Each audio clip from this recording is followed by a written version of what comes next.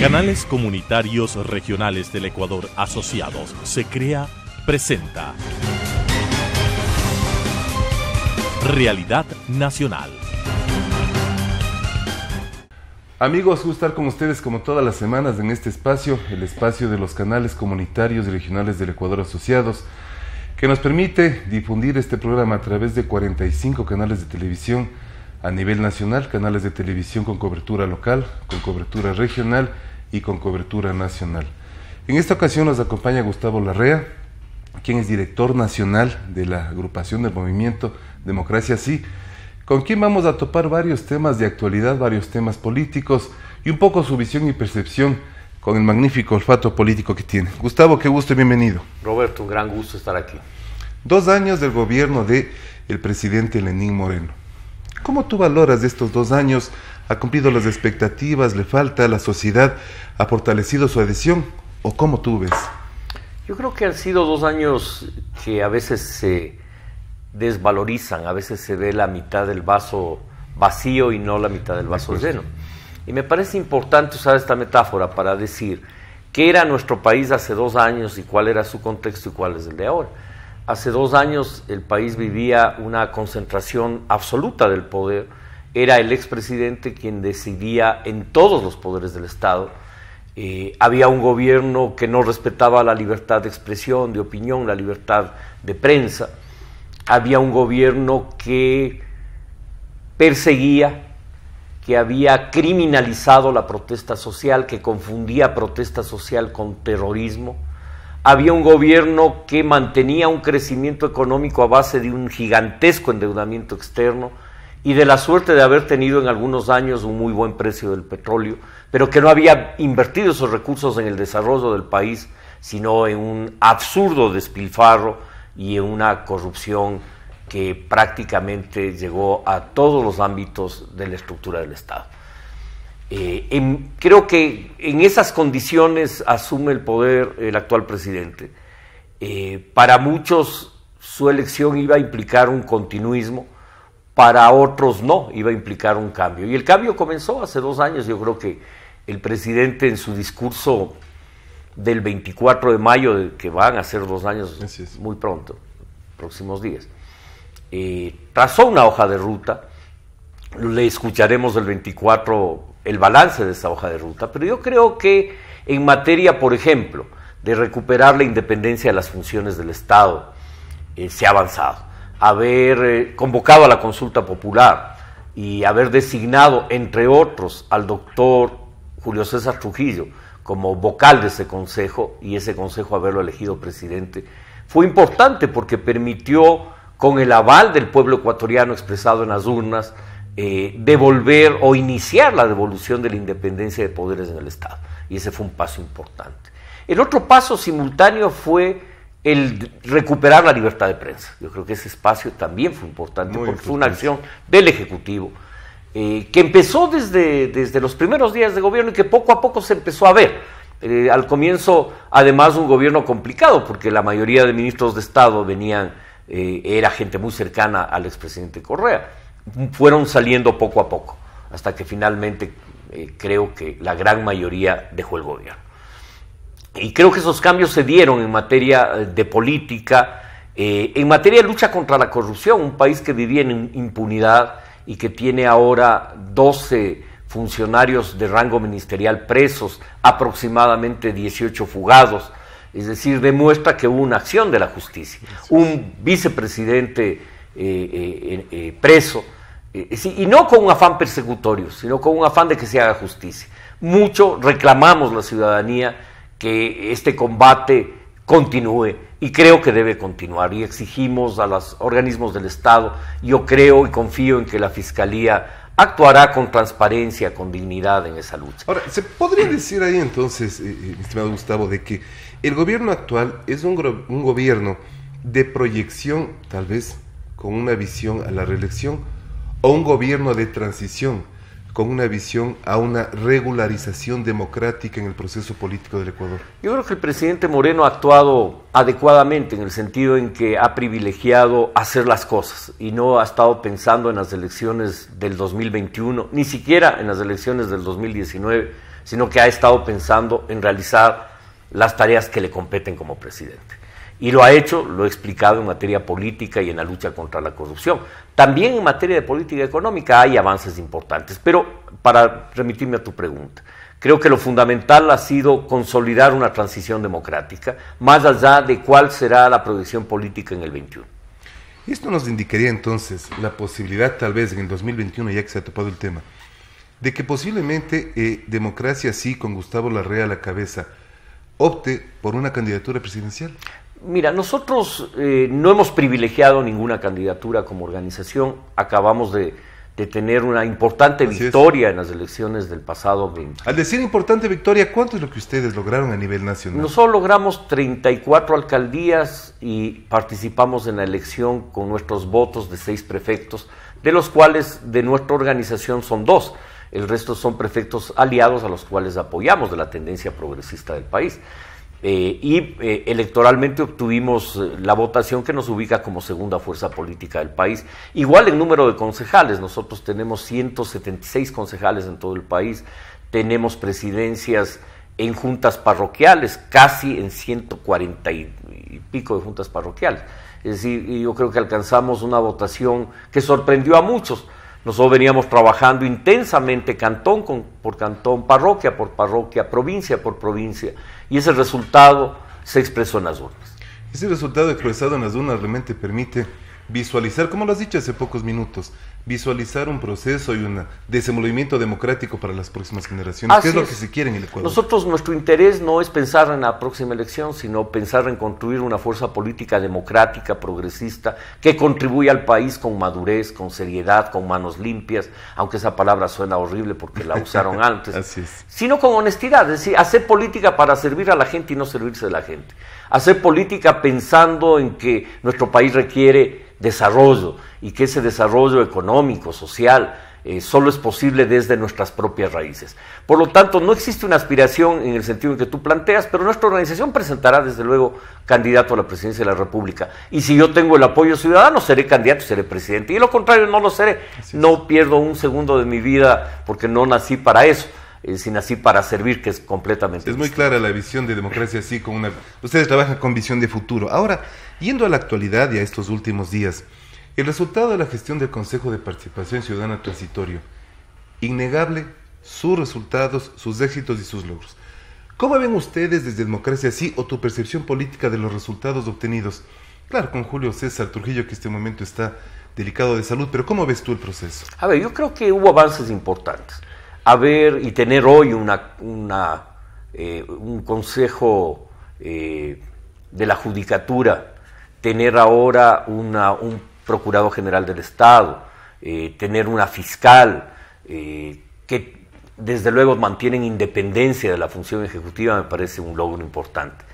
La Corte Constitucional, que es un organismo de mucha importancia en nuestra democracia porque es la que vigila el cumplimiento de la Constitución de todos los organismos del Estado. Por lo tanto, esas elecciones yo creo que fueron exitosas. También hubieron problemas. En el propio Consejo de la Judicatura hubo traspiés. Primero se designó un consejo temporal que cometió muchos errores y que fue cuestionado por la ciudadanía. Y creo que como toda obra humana hubo falencias.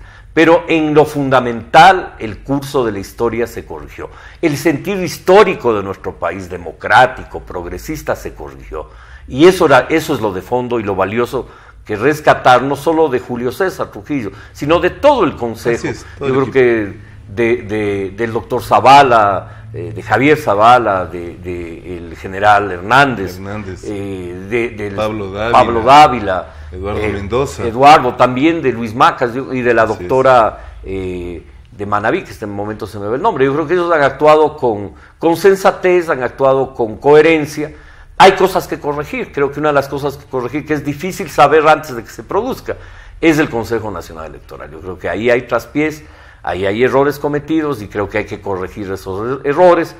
Creo que es preferible volver al sistema anterior donde las principales fuerzas tenían una representación y cuidaban la pureza del proceso electoral.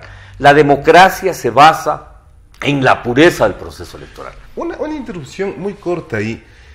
La última década de jóvenes de personas que tienen 25, 28, 30 años, no tienen claro este proceso de cómo se manejaba, cómo se organizaba antes del Consejo Nacional Electoral o Tribunal Supremo Electoral y cómo es ahora. ¿Cuál es la percepción que tú podrías dar una explicación para toda la colectividad? Creo que antes también hubieron fallas. Innegable. Los partidos más votados, los 5 partidos más votados, tenían un representante que cumplía desde luego requisitos de ley, que formaba parte de ese consejo, de ese tribunal electoral. Se corrigió, se cambió y se designó por concurso de méritos. Esos concursos de méritos fueron generalmente amañados. Yo diría, capaz que la palabra generalmente no es la adecuada, fueron amañados, ese fue el problema. Entonces eligieron de un mismo partido, del partido del gobierno del señor Correa, se eligieron los vocales del Consejo Nacional Electoral. A ver, y pasó a ser el tribunal de ellos, el Consejo Electoral de ellos y no de la democracia. Se requiere un Consejo Nacional Electoral independiente en el sentido de que garantice el proceso electoral, que no meta ningún partido la mano en el proceso electoral. Y para ello el mecanismo anterior era que todos se cuidaban porque todos tenían representación. Pero es muy importante la vigilancia ciudadana. Por ejemplo, en las juntas receptoras del voto, en este proceso electoral no se permitió que los vocales de los movimientos y partidos políticos observen el proceso de escrutinio. Cualquier ciudadano debería observar el proceso de escrutinio. Hay que transparentar la democracia como hay que transparentar la contratación pública. Mientras más transparencia, más democracia. Mientras más transparencia, más honestidad. Mientras más transparencia, más democracia. La transparencia también la generan hasta cierto punto los videos que podemos ver en las redes sociales. En las últimas horas vimos un video bastante fuerte y bochornoso, que a un exfuncionario del gobierno anterior, un ciudadano bastante corpulento, le agrede en un restaurante en Guayaquil. ¿Qué decir frente a eso? Yo creo que la agresión de cualquier tipo a cualquier persona, por más rencor que uno tenga, no es adecuado. Yo creo que los mecanismos de un Estado democrático, un Estado de derecho, deben ser mecanismos judiciales, debe ser el proceso judicial. Si es que alguien cometió un delito, debe ser procesado. Pero golpearle a alguien en la calle no es justo, no es democrático, más allá que yo no tengo ni guardo ninguna simpatía por el ciudadano que fue víctima de la agresión, pero no me parece que ese debe ser el mecanismo con que actuemos los ecuatorianos. Tal vez es un instinto ecuatoriano, como tú lo mencionas. La elección de las nuevas autoridades en la Asamblea Nacional, hasta cierto punto nos permite visualizar que este nuevo periodo en la Asamblea Nacional estará dirigido por los mejores hombres y mujeres de la Asamblea, o tal vez se utilizaron, se ocuparon y se eligieron los puestos por arreglos, por negociaciones políticas. Siempre en todo el planeta los congresos se designan por mayorías y minorías, salvo eventuales consensos donde todos participan en una elección. En la elección del día de ayer de comisiones es evidente que se impuso una mayoría y esa mayoría designó a las distintas comisiones y a las distintas presidencias. Eso es normal en una democracia, no nos debe llamar la atención. Ese es el procedimiento. Si es un procedimiento que expresa una voluntad democrática, el pueblo elige a sus representantes, en este caso asambleístas, y ellos tienen que gobernar la asamblea. En ese sentido, pues esto es un procedimiento normal. El ideal es el que tú dices. Deberían ser elegidos las y los mejores ecuatorianos, tanto en la asamblea como en las comisiones de la asamblea. Ese es un proceso de depuración democrática. Esperemos mejorar la calidad de la democracia. No quiero, criticar ni mucho menos a los asambleístas actuales, pero creo que sí hay buenos asambleístas, igual que hay asambleístas que en definitiva están ahí, pero que no tienen formación, no tienen y aportan muy poco al país. Pero hay otros que sí aportan y que hay que reconocerlo. Pero ese es un proceso también de mejorar la democracia. Creo que es muy importante que los movimientos y partidos políticos tengan responsabilidad con el país, tengan responsabilidad no para la próxima elección, sino para las próximas generaciones. Impulsen candidatos y candidatas con capacidad de ir a servir al pueblo ecuatoriano y no simplemente a figurar, a ocupar un puesto por ocuparlo, sino por lograr que nuestro país funcione mejor, sea una democracia plural, de respeto, pero además que solucione los problemas sociales de pobreza, exclusión, y esto implica impulsar el crecimiento de la economía, generar empleo, y pienso que ese debe ser el norte tanto de la Asamblea como de los alcaldes y prefectos posesionados de esta semana. Acabas de decir una realidad muy clara que es innegable a nivel nacional. Ni políticos y supuestamente no políticos podrán negar. Cuando tú mencionas que hay que mejorar la calidad de la democracia y depurar el proceso político también en la democracia en el Ecuador. Estamos iniciado ya el siglo XXI y seguimos en ese mismo proceso. Hablemos desde 1830. Entonces seguiremos, y tú con tu experiencia política, con tus años que has estado, no solamente en las últimas décadas, sino políticamente, realmente, ¿cómo ves la actuación de la juventud de hoy a 15, 20, 30 años, cuando ellos sean quienes comanden los procesos políticos en el Ecuador? ¿Estamos formando a los nuevos líderes o no? A ver, yo creo que nuestra democracia y nuestro país tiene un sentido histórico. Y ese sentido es un sentido de progreso, es el sentido de la humanidad mismo, es como una evolución de la humanidad. Y esa evolución implica que no nos caigamos a palos, que respetemos reglas mínimas, que no vivimos en la época de las cavernas. Y creo que ese proceso que yo les llamo sentido histórico, que es la evolución, hace que nuestro país haya vivido cambios importantes y a veces también se haya desviado de su curso. Creo que la última década fue un desvío del curso, y no porque no querramos el cambio, sino porque queremos un cambio en serio y no una palabrería de cambio que en definitiva no implicó ningún cambio, que implicó quítate tú para ponerme yo, que implicó sacar a unos para poner a otros para que hagan exactamente lo mismo. Corrupción, irrespeto, con una fraseología distinta, pero esencialmente la misma práctica. Yo creo que hay que cambiar esa práctica. El país corrige el rumbo, lo estamos viviendo ahora. Y hay que corregir el rumbo, ¿para qué? Para que haya más democracia, más libertades, más inclusión social, que no haya por ningún motivo discriminación contra ningún ecuatoriano ni ecuatoriana, que tengamos un país incluyente, que tengamos un país próspero donde la gente viva con dignidad, y eso implica un esfuerzo enorme por multiplicar la producción y la generación de empleo, y creo que ese es el sentido. Y ahí va corrigiendo el país. Y creo que el futuro va a ser un futuro de dignidad, un futuro de prosperidad, un futuro de respeto. Y vamos a trabajar en ello todos. Es decir, no es una tarea de un grupo de personas, es una tarea de la nación entera. Recuperar nuestro sentido histórico y no dejarnos que nos burle nadie. Nadie, por más que a veces nos confundamos, creamos en nosotros mismos. Este país tiene una enorme potencialidad. Hemos tenido modelos de desarrollo copiados de otros países, creemos nuestro propio modelo de desarrollo desde nuestras propias raíces históricas. Este país, el país del cacao, el país de la papa, el país del maíz, el país del tomate, el país de las orquídeas. Este país le dio al mundo desde hace miles de años muchos productos. Comercializamos productos del mar, seguramente 8 o 10 mil años de historia. Nuestro país tiene que darle al mundo mucho.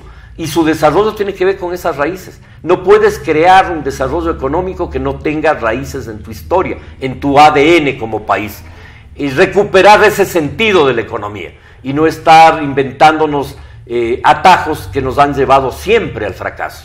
Recuperar ese sentido de la economía acabas de mencionar. Ahora, tenemos un endeudamiento que nos dejó el gobierno anterior. Seguimos en proceso de obtener mayor cantidad de créditos, mucha relación ahora con el Fondo Monetario Internacional. ¿Qué pasará en los próximos años? Yo creo que fue un error terrible del gobierno anterior, cuando tuvimos una bonanza económica por el buen precio del petróleo, tener un endeudamiento agresivo que llegó pasó los 64 mil millones de dólares cuando el gobierno de Lenín Moreno se instaló en mayo de hace 2 años. Corregir eso se ha ido corrigiendo, pero no nos lleva 2 años, nos va a llevar muchos años más. Es decir, la economía debe estar basada en nuestros propios esfuerzos. Es decir, la deuda debe ser circunstancial, temporal y equilibrada. Lo más importante es que multipliquemos la producción. El Ecuador tiene varias ventajas. Una de ellas es que tenemos 800.000 unidades de producción agropecuaria, más o menos 120.000 de banano vinculados al mercado mundial, cacao, café, 25, 32 mil unidades de producción. En flores, 28 mil unidades de producción. Este es un país que tiene en el agro un proceso productivo muy amplio. En el Ecuador no se encuentran, por ejemplo, producción de banano de 200 mil, de 120, de 90 mil hectáreas. Aquí la producción del banano son 100, 200, 500 hectáreas. Una gran finca productora no llega a 1000 hectáreas. Esa es la realidad de nuestro país. A nivel urbano igual, este es un país de productores y de propietarios. Por eso es que cuando el correísmo nos lanzó la absurda ley de plusvalía, afectaba a 4 millones de familias ecuatorianas que pagamos impuestos prediales. Y eso es lo que hay que fortalecer, una economía democrática donde participen cientos de miles de familias. Y creo que ese es el norte, ese es el sentido a dónde debemos caminar. Fortalecer la producción no es solo fortalecer a las 1000 o 2000 empresas más grandes del país, sino al 1.800.000 unidades de producción, comercio, servicio, transporte que tiene nuestra nación. Cuando se dice fortalecer la producción, eso quiere decir fortalecer el emprendimiento. Será tal vez fortalecer la capacidad que en colegios y universidades dejemos de formar empleados para empezar a formar empresarios. Dos cosas hay que formar: emprendedores, como bien dices tú, y formarnos técnicamente para resolver los problemas productivos en cada parroquia y cantón. La educación debe tener formación en valores humanos, en ética, formación para que nuestros niños no caigan en la drogadicción, y formación técnica a nuestros jóvenes para que la educación esté atada a la producción. No es posible que tengamos 120.000 productores de banano y no tengamos un solo colegio técnico en banano, o en cacao, o en café, o en maíz, o en papa, o en atún, o en productos del mar. Es decir, la educación nuestra está de espaldas a la realidad económica del país, y lo que hay que hacer es encontrarlas. Porque no vamos a mejorar la competitividad, la productividad, si no atamos la educación con la producción. Desde el colegio, desde luego las universidades deben formar técnicos a nivel de educación superior, precisamente vinculados a una estrategia de desarrollo. Ahora, regresando un poco al tema político, ya para terminar la entrevista, mi estimado Gustavo, ¿qué hacer entonces para que las agrupaciones políticas y el país entero se dé cuenta de que nuestros líderes, hasta cierto punto, dejemos a un lado los líderes empresariales, los líderes económicos, los líderes de opinión, sino los líderes políticos? ¿Qué hacer para que la juventud se empiece a interesar en la política? Un poco desmitificar eso que se tiene hoy por política, tal vez de la última década, que tanto lastimó la política. Y tú, como líder político, como gente que sabe profundamente el proceso político del país, ¿qué hacer? Yo creo que la juventud debe incorporarse en los problemas del país, en los problemas nacionales, en los problemas de educación, de salud, ambientales, en los problemas económicos. Y creo que de alguna manera está vinculada de otra manera, de otra forma. Pero es muy difícil que hoy un joven no respete la naturaleza, es muy difícil que un joven no tenga sensibilidad en relación a las otras especies del planeta. Creo que hay un proceso de sensibilidad. Pero también hay un desprestigio de cómo se ha hecho politiquería a nombre de la política. Y ese desprestigio hace que muchos jóvenes le tengan asco a la política. Hay que recuperar el sentido de la política como servicio a la comunidad.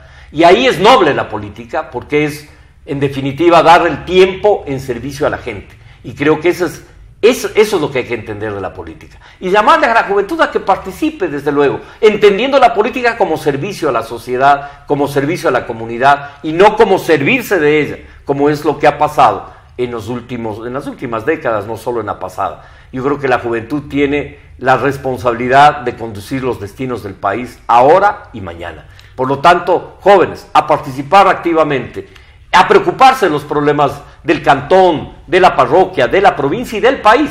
Juntos, todos los ecuatorianos, todas nuestras familias, debemos sacar el país adelante, sin sectarismos, sin prepotencia, con respeto, en un abrazo fraterno. Debemos construir la patria del futuro para todos y con todos.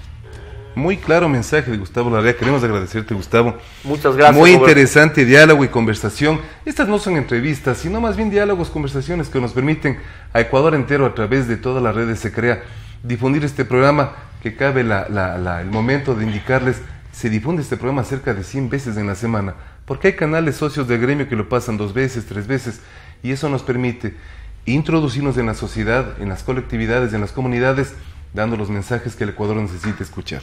Mi estimado Gustavo, muchísimas gracias. Muchas gracias, Y Roberto. con ustedes, amigos, hasta la próxima semana.